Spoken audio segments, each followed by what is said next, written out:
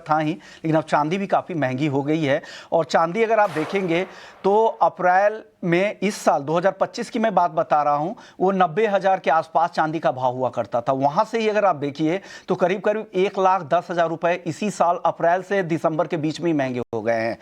इस हफ्ते की सिर्फ बात बता रहा हूं, 8.25% से ज्यादा की तेजी। एक महीने की अगर बात करूं तो 20% चांदी के दाम बढ़ गए हैं, और 3 महीने में 50% से ज्यादा, और इस साल करीब करीब 122% का उछाल, एक जबरदस्त तेजी। और इस साल का टॉप परफॉर्मर, सबसे बेहतर एसेट क्लास, एक एस्टैब्लिश्ड एसेट क्लास के तौर पर चांदी ने सबसे जोरदार रिटर्न दिया है। और जिस तरह के डेफिसिट की कहानी कही जा रही है, किसी भी सिक्योरिटीज में हम देखते ही हैं, एक स्टोरी बनानी पड़ती है अगर आपको चलाना है, और वो चांदी के साथ हो रही है। ऐसा नहीं कि इंडस्ट्रियल डिमांड पहले नहीं रही होगी, अचानक से 3 महीने में सारी इंडस्ट्री शुरू हो गई है।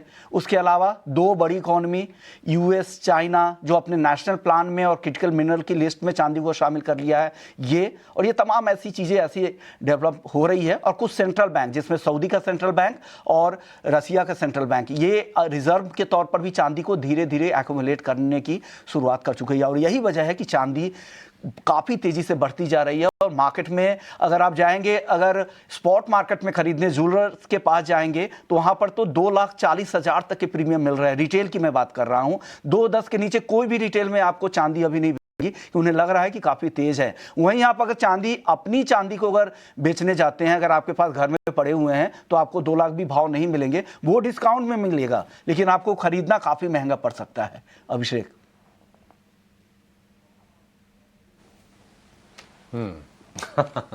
नहीं, ठीक है विश्वमोहन, वो तो खैर एक धर्म संकट हमेशा होता ही है। लेकिन ये जो रफ्तार है ना, अब ये देखिए शादियों का सीजन भी चल रहा है, हालांकि गोल्ड ज्वेलरी लोग ज़्यादा खरीदते हैं, बट चांदी की भी अच्छी खासी फिर बाइंग होती है। लेकिन ज्वेलरी वाली बाइंग होती है, इंडस्ट्रियल डिमांड होती है, चांदी ना जाने कहाँ कहाँ यूज़ होती है।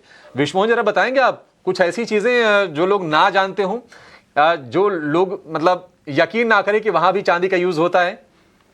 चांदी, अगर इंडस्ट्री की अगर बात करें तो इलेक्ट्रिक व्हीकल में काफी ज्यादा चांदी का इस्तेमाल होता है। कहा जाता है कि वहां पे जो नॉर्मल जो गाड़ियां होती है उससे कई 10 गुना ज्यादा तक चांदी का इस्तेमाल होता है। पावर प्लांट एक नया एक सेक्टर है जहां पर चांदी का काफी ज्यादा इस्तेमाल हो रहा है। इलेक्ट्रॉनिक सेक्टर में जितने भी सेमीकंडक्टर कंपनियां हैं, चिप के तौर पर, वहां पर सबसे ज्यादा चांदी का इस्तेमाल होता है।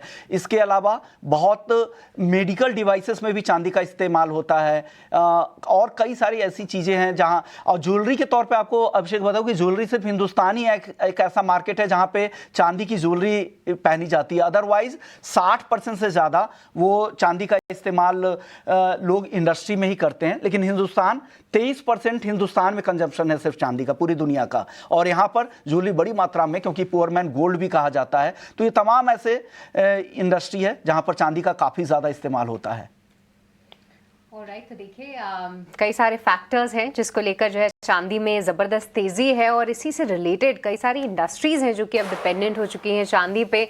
और आप देख भी सकते हैं कि वो तमाम काउंटर्स जो हैं, जैसे हिंदुस्तान जिंक रुकने का नाम नहीं ले रहा है। हमने सुबह भी इसकी चर्चा की थी, 540 के पास था, और अब आप देखिए लगभग 8% की तेज़ी जो है यहाँ पर देख सकते हैं। इस बीच हमारे साथ एक्सपर्ट अजय केडिया